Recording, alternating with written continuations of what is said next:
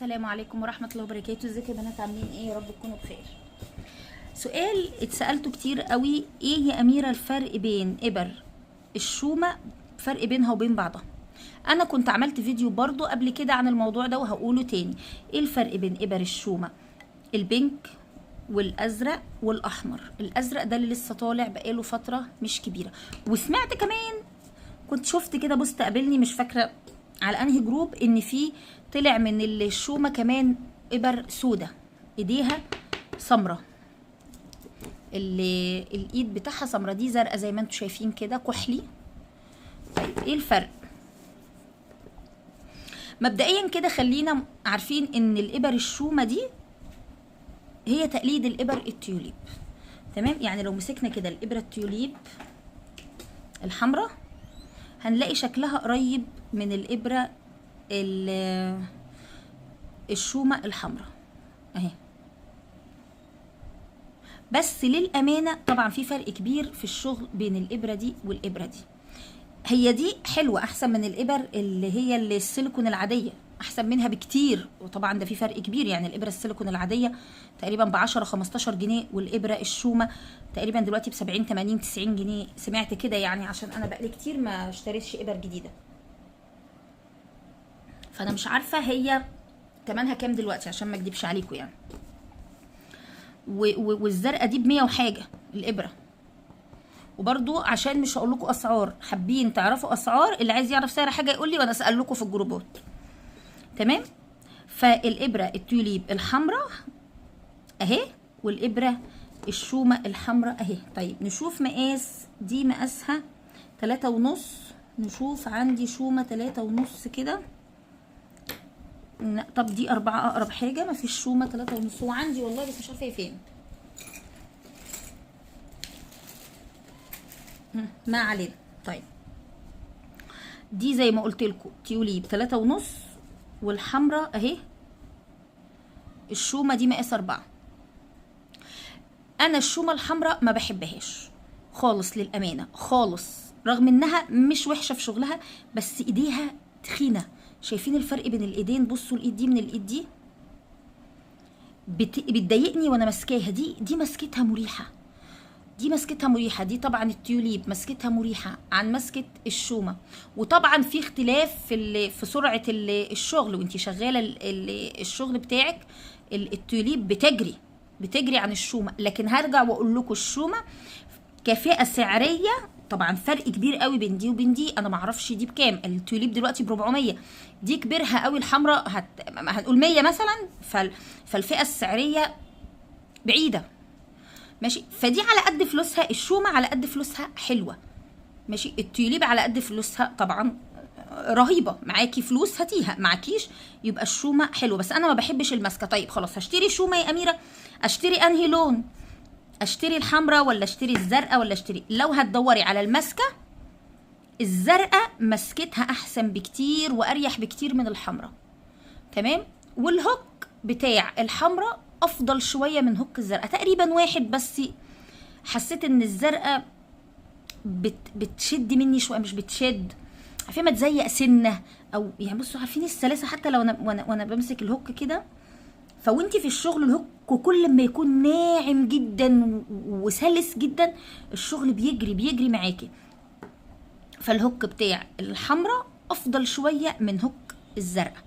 طيب البينك يا اميره، البينك انا قلت الكلام ده برضو في الفيديو قبل كده، البينك خفيفه والهوك والماسكه بتاعتها حلوه قوي، الماسكه بتاعتها حلوه قوي. هما كانوا عاملين الاصدار القديم منها اهو، يعني هي فيها اصدارين. بصوا الاصدار القديم اهو تخينه اهو، هجيب لكم ابره اصغر، تخينه. دي شومه برضو تخينه عن الاصدار ده، هي فيها اصدارين. الاصدار الخفيف ده نفس، بصوا كده، نفس السيليكون بتاعها قريب قوي من سيليكون التيوليب، نفس موضوع الزرقاء. شايفين اللي السيليكون بتاعها يعني ايه؟ بحاول اقرب لكم. اللي في النص دي الاصدار ده رخم برضو في مسكته، تخين. فانت لما تيجي تشتري ابره شومه اسالي على الاصدار بتاعها، السيليكون بتاعها اللي هو الرفيع ولا التخين قوي. بلاش التخين ده، هيضايقك وهيتعبك وانت ماسكه الابره. الابره هتحسي ان انت شايله شيله وماسكه حاجه في ايديك، ده على فكره كله بيأثر على ايديك وبيأثر على الشغل وبيضايقك وبيتعبك في الشغل. تمام، انت كل ده بتوصلي للحاجه اللي هتبقى مريحه بالنسبه لك، وحاجه تريحك وانت شغاله، وحاجه تبقى يعني تبقى مش صعبه عليكي كده، وايديكي مش مشدوده وايديكي بتوجعك. وحتى طول ما انت ماسكه الابره وهي تخينه كده تشتغل بس تلاقي ايديكي كده بتوجعك. لكن لما تبقى الماسكه مريحه كده، فرق بصراحه في الماسكه، فرق. فانا دلوقتي هشتري ابره شومه اشتري انهي؟ اول حاجه تسالي تقول انا عايزه الاصدار اللي السيليكون بتاعه رفيع، مش عايزه الاصدار اللي السيليكون بتاعه تخين. طيب اشتري انهي بقى؟ البينك ولا الزرقاء ولا الحمراء؟ بصراحه للامانه انا بفضل الهوك بتاع البينك، ولو انها اخفهم. يعني هي انتنت مني، معرفش انتنت مني من الشغل ولا قعد عليها، عشان ما اكدبش عليكم هي انتنت مني. لكن للامانه افضل هوك في الشومه وبيجري معاك في الشغل وقريب قوي من التوليب هي البنك دي. رغم انها اتمسحت، معرفش ليه اتمسحت، بس كانت تغريد قالت لي يا اميره عايزه الابره ما تتمسحش منك، اللي هي اللي بتتمسح. طبعا التوليب ما بتتمسحش نهائي، ما فيش حاجه اسمها في التوليب تتمسح، مفيش حاجه اسمها كده ابدا. تمام، لكن في الابر اللي هي زي ما بيقولوا كده فرز تاني، والابر اللي هي الدرجه الثانيه اللي هي التقليد الشومه، ماشي، اتمسحت عندي اهي. دي كانت مقاس 3، ماشي. قالت لي هاتي بتاع الاظافر اللي هو الشفاف ده، اسمه المقوي، طلاق الاظافر الشفاف اللي هو المقوي. قالت لي وحطي على الابره خلاص مش هتتمسح. تمام. طيب هنيجي بقى دلوقتي نقول طيب هشتري انهي يا اميره؟ اشتري البينك الاول، اختيارك الاول هيبقى الشومه البينك، بس الاصدار مش التخين، اصدار السيليكون الرفيع. اسالي كده وانت بتشتري في الجروب عايزه الشومه الاصدار السيليكون الرفيع. نمره 1 البينك، والازرق والاحمر زي ما قلت لكم الاثنين زي بعض، بس لو في من الاحمر انا ما عنديش منها بصراحه اصدار رفيع، ما اعرفش في منها اصدار رفيع ولا لا. لو ما لقيتيش من الاحمر اصدار رفيع يبقى هاتي الازرق. الا بقى لو انت بتحبي ايه تدلعي نفسك كده وعايزه ابره متدلعه كده وشكلها حلو ومش عارفه ايه وكلام من ده، خلاص بقى هاتي ابره حمراء وابره يعني شكلي. بس انا هتشتري ابر عشان خاطر راحه ايديكي وعايزه من الفئه السعريه المتوسطه، يبقى هتشتري الابره السيليكون زي ما قلنا. بدايه رقم 1 هتبقى بالنسبه لي الاختيار الاول هي البينك الاصدار الرفيع، يليها الازرق الرفيع، الاحمر معرفش فيه رفيع ولا لا. فبما ان انا ما عنديش منها رفيع فالترتيب بتاعهم اهو، الترتيب بتاعهم اهو 1 2 3.